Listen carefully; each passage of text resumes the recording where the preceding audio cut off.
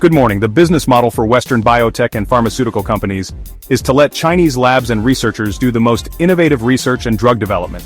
Then our companies sign licensing deals with Chinese companies, get those medicines approved in the United States and Europe, then mark up the price 50 times. Then they discount those drugs that'll be sold in Canada or in Europe, so patients there think the Americans are getting ripped off, and sick people in Canada and Western Europe feel better about paying 30 times what patients here in Asia pay.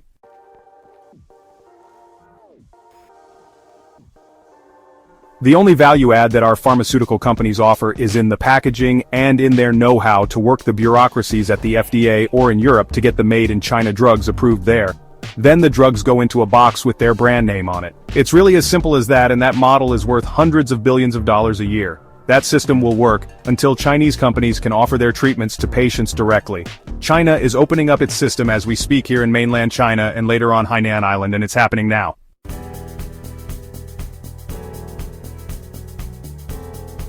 The patients come to China directly, because they can get the latest treatments available, without waiting on the FDA, or for European regulators to greenlight a drug a few years from now, or if they don't want to wait a year to get an MRI, or an appointment to see a specialist at home.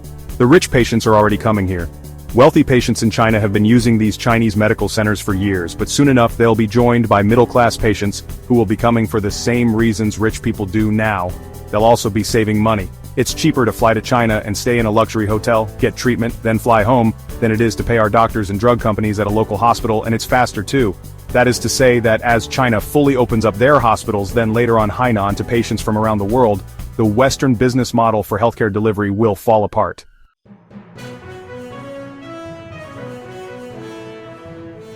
Until that time comes, here's the system now. This explains it best. A feature in BioPharma Dive. David Lee is the head of a startup company that was looking for a biotech partner who could do the research on a few drugs they believed would have a big market potential, drug targets as they're called.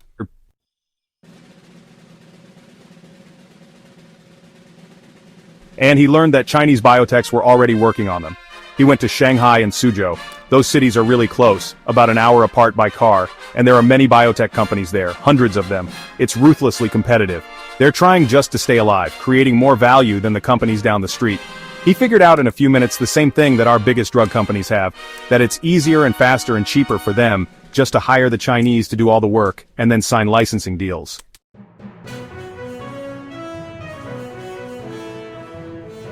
There's no need to talk to sick patients or spend a lot of time in labs. Just fly to Shanghai with a suitcase full of money and set up meetings with Chinese companies who are working with the patients and doing the lab work.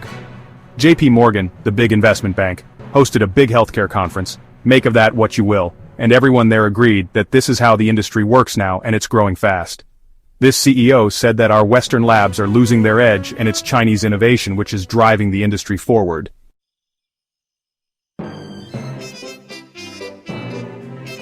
Now here's an example. Kitruda is from Merck. It's an immunotherapy drug and the most profitable drug industry-wide. A Chinese company, ISO Therapeutics, built a drug that performed better than Kitruda, and it was snapped up by another company, Summit Therapeutics.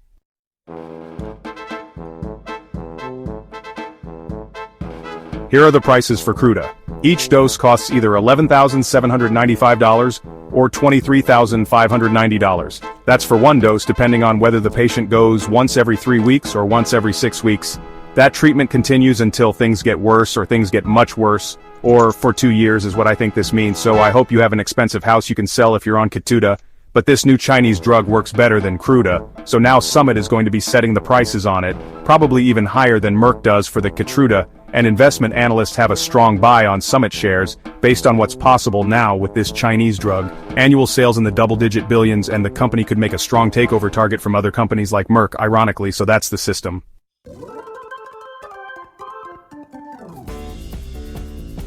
Chinese biotech firms move faster with lower costs. Clinical trials can begin in under 18 months compared to several times that in the United States. China has a lot more people doing the research. China has supply chains, so everything just costs less. Chinese firms pay just a fraction of what US companies do, and they have better access to a lot more patients.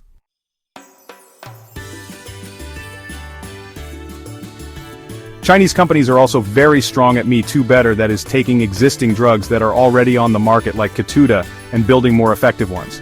For anything that is being done anywhere, come to China, and there are dozens of versions of it. Chinese labs are also more innovative and tackling the more difficult drugs and therapies. This is all expensive though, even in China, and so they're motivated to get licensing deals with the big Western names, and our biggest drug makers are motivated to get cheap medicines so that they can get them approved, and new patent protections and price guarantees are secured in our home markets.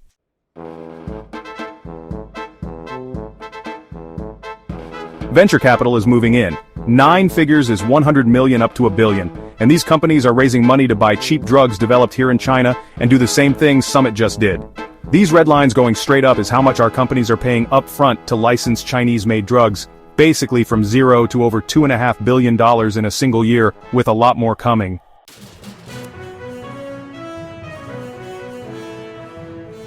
This piece was written by David Lee instead of about him. China's biotech sector is bearing fruit as a result of being part of China's Made in 2025 plan from 10 years ago. Now the industry is thriving, and China's science parks are many times bigger than Boston's or Silicon Valley's.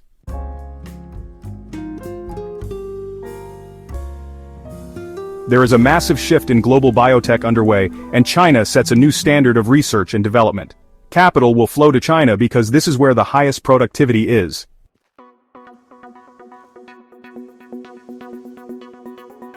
Here's the problem for China today.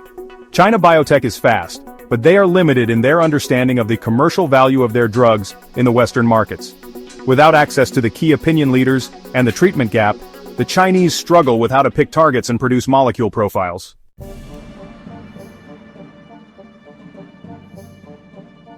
And I'll be honest, I don't understand that part much. I think what he's saying is that China is building superdrugs and don't appreciate how valuable they are until a hedge fund shows up and gives them $100 million in exchange for licensing rights.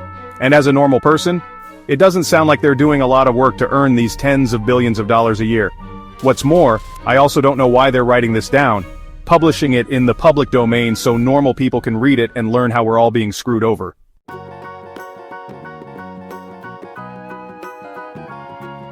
Here is the one place US and European companies have a comparative advantage. They know how much they can sell the drugs for to patients, and how to make all the money.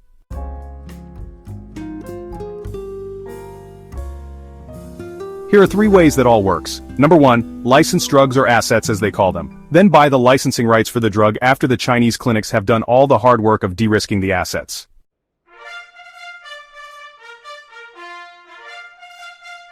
A normal human being wouldn't use this language and instead say making sure the medicine is safe anyway.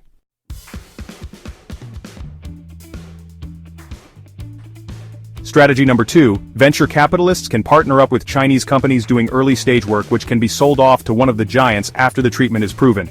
Here's an example where investors put in $245 million and more than quadrupled their money after GlaxoSmithKline bought them out. Big money maker.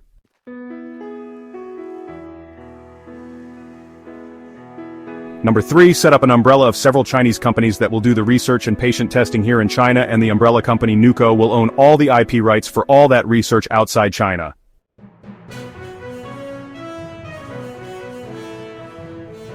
So I guess this is how our top doctors talk to each other now, and what our best and brightest learn when they head off to medical school, how to think and talk like investment banks, and I agree that these are clever trillion-dollar ideas and strategies. But they are preconditioned on the idea that Chinese researchers are smart enough to develop life-saving drugs, but they're too stupid to figure out how to directly work with sick people outside China.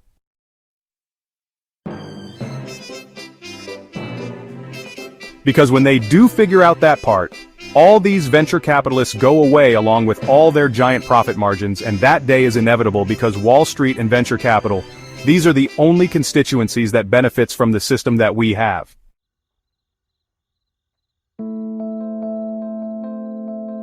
The South China Morning Post has a good roundup with this lead, which is that cancer treatments literally cost 100 times more in Western markets than here, and headlines like this are routine in mainland China.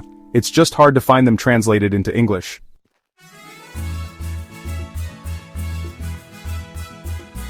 An experimental therapy to shrink cancer cells is this one, the world's first advanced clinical trials on liver cancer patients which doubled life expectancy. A modified virus infiltrated and blew up drug-resistant liver tumors while building up immune systems. The trials were conducted on 40 patients where doctors here had given up. They had no more available treatments left. Basically, survival rates are poor. Fewer than 1 in 5 live longer than 5 years after diagnosis.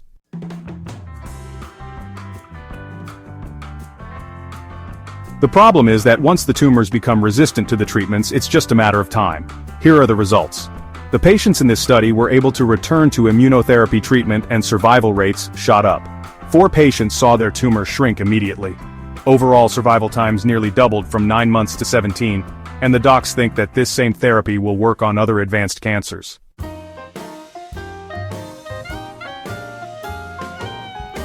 Here's another one that doesn't even sound real.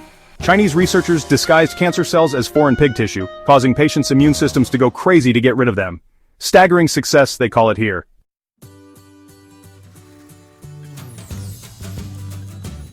Because the testing was done on patients with advanced cancers that are beyond treatment, the tumors either stopped growing or even shrank.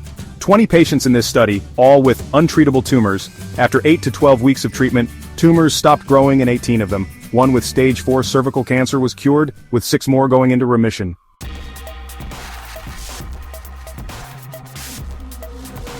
A cancerous tumor grows because our immune system doesn't know that it's a problem. These researchers in China figured out how to trick the patient's immune systems into thinking it's a piece of bacon growing inside their bodies, and the immune system kicks into overdrive to kill the thing.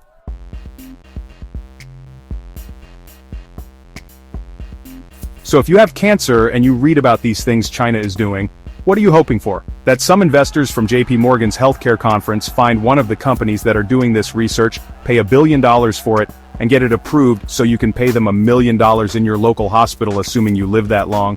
Or would you rather buy a plane ticket to China's Hawaii, hang out there for 8 to 12 weeks, go to a Chinese hospital on Hainan once a week for an infusion, and spend the rest of the time sitting on the beach?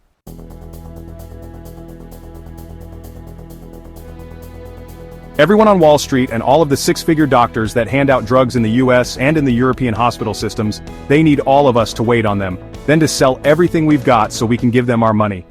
Soon we won't have to do this.